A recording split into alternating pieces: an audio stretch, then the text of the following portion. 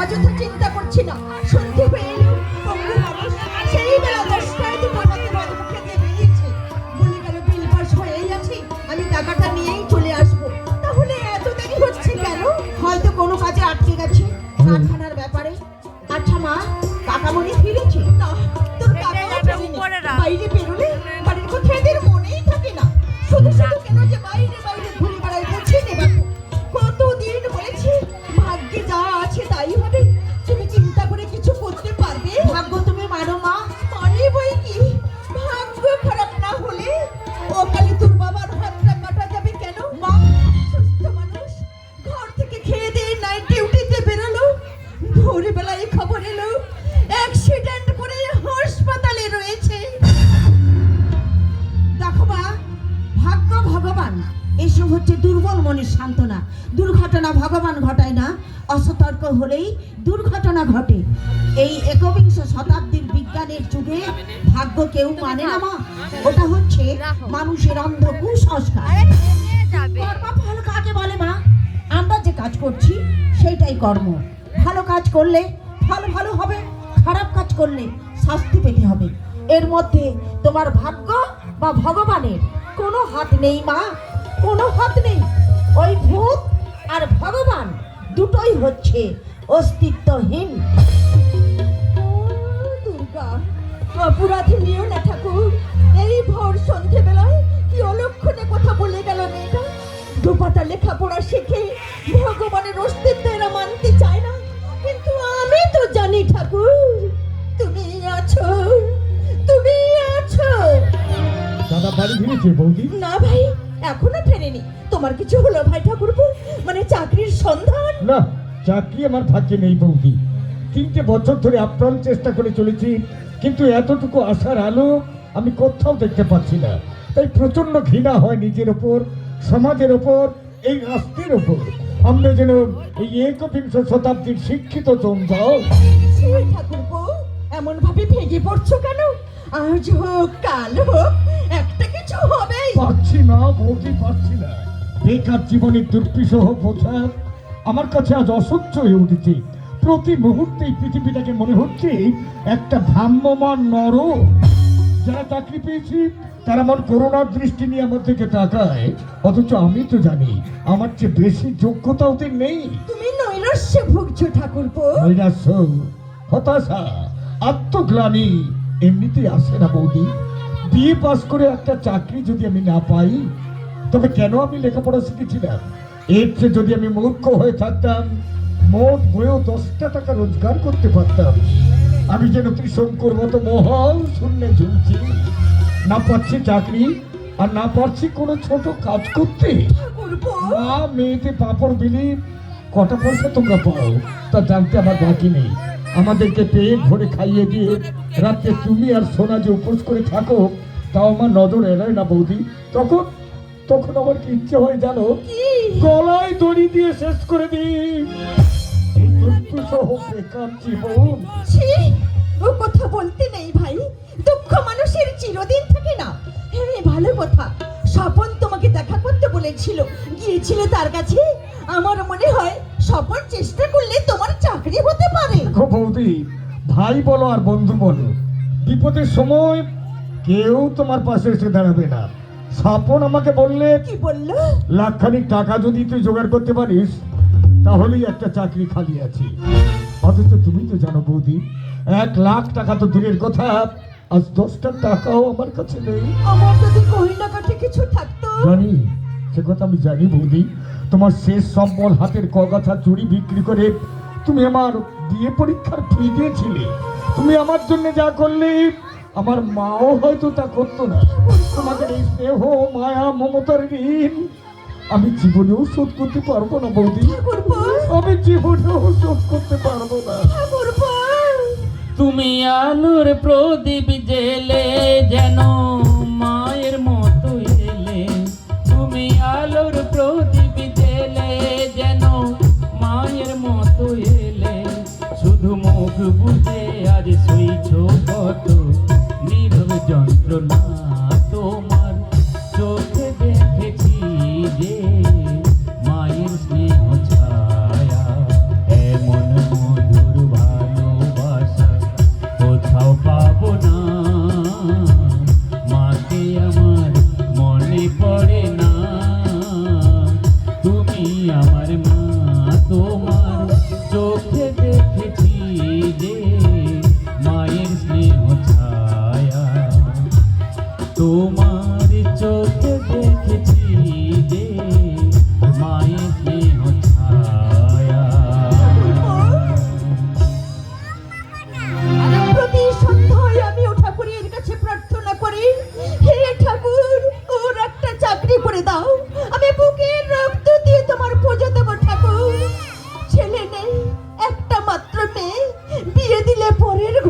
যাবে, শেষ বয়সের ভরসা এই দেওয়ার ভয়টি। নিয়ন্ত্রণ ফিরেছে বড় বউ? এই তো এলো, তোমার এত দেরি হলো? বলছি তা কোনো ব্যবস্থা করতে পেরেছে নিরু? না, চেষ্টা তো করছি। সেই সকালে বেরিয়েছিল, এই মাত্র ফিরে এলো। চেষ্টা করেও যদি চাকরি না পাই, চেষ্টাই করে যায়, ও শুধু চেষ্টাই করে যায়। আমি মারা যাবার পর যদি ওর চাকরি বাকরি হয়, আমি বেঁচে থাকতে ওর কিচ্ছু হবে না। এমনি ভাগ্য করে আমি এই পৃথিবীতে এসেছিলাম বড় বউ। আমি যদি মুঠো করে সোনাও ধরি তাও ছাই হয়ে যায়, যেদিকে তাকাই শুধু নৈরাশ্যের কালো ছায়া। তুমি অযথাই দুঃখ পাচ্ছ। অভাব তো মানুষের চিরদিন থাকে না। আমার থাকবে বড় বউ, আমার থাকবে। আমি যতদিন বেঁচে আছি আমার অভাব কোনো দিনই ঘুচবে না। না হয় শুধু ওই মেয়েটাকে নিয়ে ওর বিয়েটা যদি দিয়ে যেতে পারতাম। জানো, সেদিন ঘটক বলেছিল নৌপাড়ার একটা ছেলে আছে, চাকুরের ছেলে, সেখানে যদি একবার খোঁজ নিয়ে দেখতে। সেখানে চলে গিয়েছিলাম, তাই তো ফিরতে আমার এত দেরি হলো। জানলে বড় বউ, ছেলেটা ব্যাংকের চামড়াসি। হ্যাঁ, নগদ চাইছি 1 লাখ টাকা। হ্যাঁ, তাছাড়া ঘড়ি, আংটি, বোতাম, মেয়ের হাতে কানে গলায়। ব্যাংকের পিয়নের এত চাহিদা? বড় বউ, এটা যে 21 শতাব্দী, এ যুগে মানুষের কোনো দাম নেই, শিক্ষা দীক্ষার কোনো মূল্য নেই। চাই শুধু টাকা। টাকা থাকলে মুখ্য পণ্ডিত সমাজের শিরোমণি হতে পারে। আমাদের সোনার তাহলে? তাই আমি ঠিক করেছি, কি ঠিক করেছো? আমাদের সোনার, সোনা?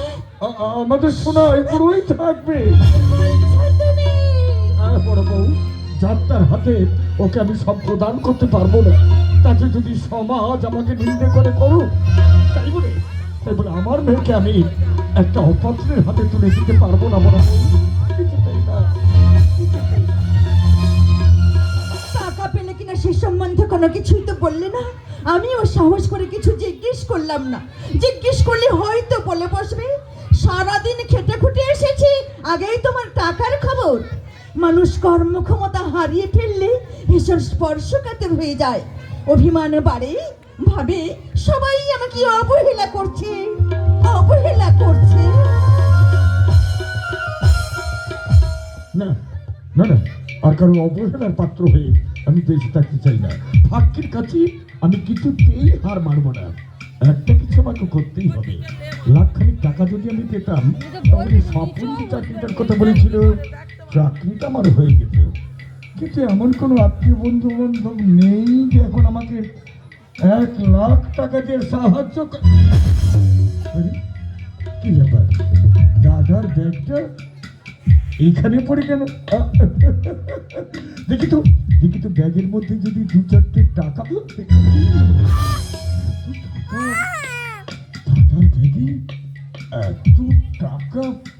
এত টাকা দাদা পেলি কোথায়? তাহলে কি হাত কাটার দরুন কোম্পানির থেকে টাকা পেয়েছে দাদা? বোধ হয় তাই।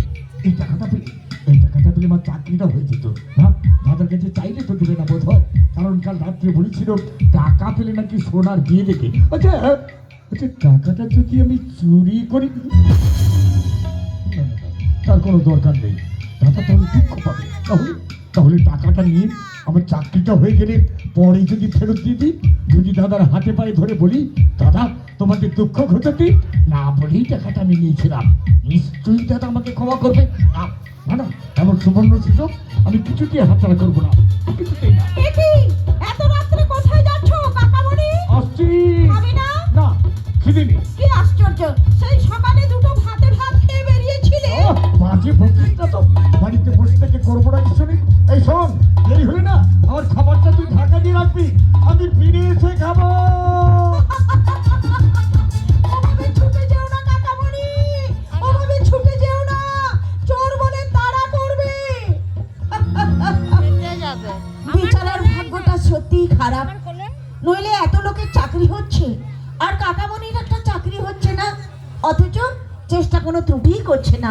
ব্যাগ নিয়ে বাড়িতে এলে বলবে তো যে ব্যাগের মধ্যে টাকা আছে, নইলে আমি কি করে জানবো যে তুমি টাকা পেয়েছো? আজকাল তো তোমার কোনো কিছুই মনে থাকে না। কিসের টাকা মা? তোর বাবা প্রভিডেন্ট ফান্ড আর হাত কাটার খেসারত হিসেবে কোম্পানির কাছ থেকে মোট 1 লাখ টাকা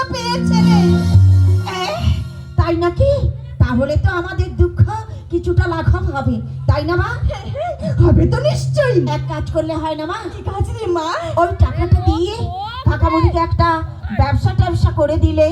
আরে মা না, ও টাকা আমি সংসার খরচে লাগাবো না। সংসার যেভাবে চলছে সেইভাবেই চলবে। ওই টাকা দিয়ে আমি তোর বিয়ে দিব রে মা। বাবা, এই মা, আর তো কোনো সম্বল নেই আমার। ও হ্যাঁ, ব্যাগ থেকে টাকাগুলো বার করে তুমি গুনে দেখো তো বড় বউ, ঠিক আছে কিনা। তুমি কোনে আনোনি? আর গুনেই তো আমি এনেছি, তবু আর একবার গুনে দেখতে দোষ কি? এক কাপ চাও পর্যন্ত আমি খাইনি জানো, এত খিদে লেগেছিল আমার। তো ওর থেকে একটা টাকাও আমি খরচ করিনি। তুমি টাকাগুলো বার করে গুনে দেখো, ঠিক আছে কিনা। ঠিক আছে, আমি দেখছি। কোথায় কোথায় টাকা? টাকা টাকা তো নেই। হ্যাঁ, মানে 1,00,000 টাকা আমি একসঙ্গে বান্ডিল করে ব্যাগের মধ্যে ফেলে রাখলাম। তুমি ভালো করে খুঁজে দেখো না, হয়তো কাগজপত্রের সঙ্গে ব্যাগের এক কোণে গিয়ে ঢুকেছি। আচ্ছা আচ্ছা, আমি তাই দেখছি। কোথায় কোথায় টাকা? টাকা তো নেই। কি আশ্চর্য, ব্যাগটা এখানে রেখে আমি ও ঘরে গেলাম, এরই মধ্যে টাকাগুলো কি উবে যাবে নাকি টাকার পাখা গজিয়েছে? আমি যখন এলাম এই ঘরে কাকামণি একাই ছিল বাবা। হ্যাঁ, না না বড় বউ না, আমার ভাই এমন জঘন্য কাজ করতে পারে না। শুধু তুমি কেন, আমি নিজের চোখে দেখলেও বিশ্বাস করব না যে নিরঞ্জন আমার টাকা চুরি করতে পারে। বাবা, আবার আমি ভিখারি হয়ে গেলাম বড় বউ, আবার আমি ভিখারি হয়ে গেলাম। আমার শেষ প্রদীপটাও নিভে গেল। হতভাগীর বিয়েটা আমি আর দিয়ে যেতে পারলাম না। বাবা, ওরে মা, তুই শ্রীবৎস রাজার কথা শুনেছিস? শনির দৃষ্টি পড়ে রাজ্যপাট গেল, ওরা শোল মাছ ধুতে নিয়ে গিয়েছিল, হাত থেকে মরা মাছ জ্যান্ত হয়ে পালিয়ে গেল। আজ ঠিক তেমনি আমার ঘর থেকে চলে গেল 1,00,000 টাকা। আমি এখন কি করব ভগবান, আমি কি করব? কি হয়েছে দাদা? ব্যাগে টাকা ছিল, টাকা পাচ্ছে না। আরে ভাই, টাকা 1,00,000 টাকা আমি অফিস থেকে পেয়েছিলাম। এইখানে ব্যাগটা রেখে আমি ও ঘরে গেছি, কিন্তু ফিরে এসে দেখি আমার টাকা নেই। কি আশ্চর্য, ঘর থেকে টাকা যায় কি করে? তুই ভোর সন্ধ্যাবেলায়? আরে ভালো করে খুঁজে দেখো, যাবি কোথাও তোগুলো টাকা। আশ্চর্য তো। তুমি তো এই ঘরে ছিলে কাকামণি। তার মানে তোরা কি আমাকেই সন্দেহ করেছিস? দাদার টাকা আমি চুরি করেছি? আমি বেকার বলে তোদের যা খুশি তাই বলবি। আমি দাদার টাকা না ভাই, থাক। গোড়া খেতে দিয়ে আর পাতায় জল ঢালতে হবে না। আমি যদি দাদার টাকা নিয়ে থাকি, আমার মাথায় যেন বজ্রাঘাত হয়। ওকে আমি নিজের মেয়ের মতোই ভালোবাসতাম, তার প্রতিদানও ভালোভাবেই দিলে। আর যদি আমার একটা চাকরি থাকতো, তাহলে ওই মেয়ের সাধ্য তোর আমাকে চোর বলে। কাকামণি, শোন শোনা, কি অপবাদটা! তাই বলে আঘাত সে কাউকে দেবে না রে।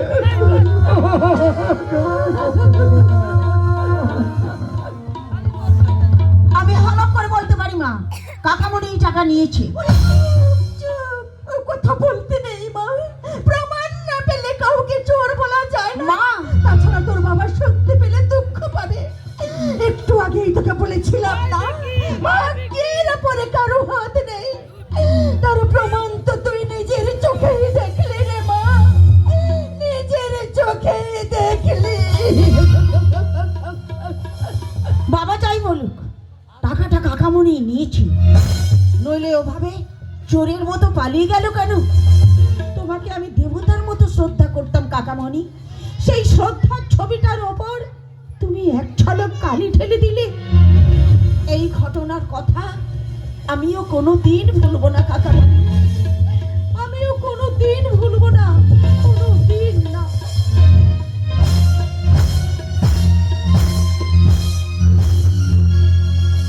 দেখো ডাক্তার, না দাদু না, কৈফিয়তে তুমি আমাকে সন্তুষ্ট করতে পারবে না। তুমি ইনভেস্ট করেছো টাকা, শ্রমিকরা দিচ্ছে তাদের শ্রম, কাজে লভ্যাংশের অর্ধেকটাতে ন্যায্য পাও না। এই দাবি থেকে তুমি তো তাদের বঞ্চিত করতে পারো না যাদব।